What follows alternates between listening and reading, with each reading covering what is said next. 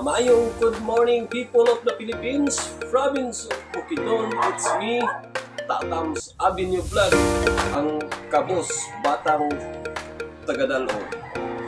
So guys, for today's vlog and purpose, what's unlearn for basketball tutorial. Topic na to karon guys, mga article 34, 10 or 8. Ang title na ni is End of the Game, no? Pangutan na, kung saan ang mga kausaban o kabaguhan na ani nga mga article. Ang mga kausaban o kabaguhan na ani nga mga article o ang 14 or 24 shot clock, signal sounds buzzer with foul after shooting. Like for example, player A1, foul with ball in hand, foul out of shooting, then nagbuzzer ang 24 shot clock or ang 14 shot clock, di na shot.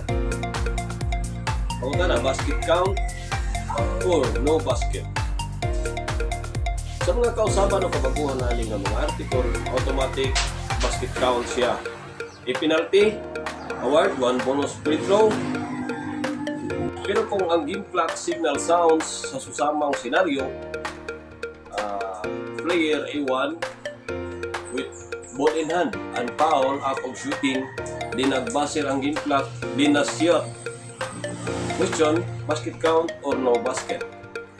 Ang kausaban o kabaguhan ng mga article, automatic no basket. Mo basket lang siya mga idol.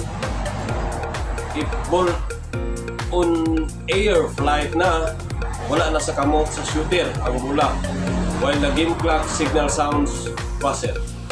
Salamat.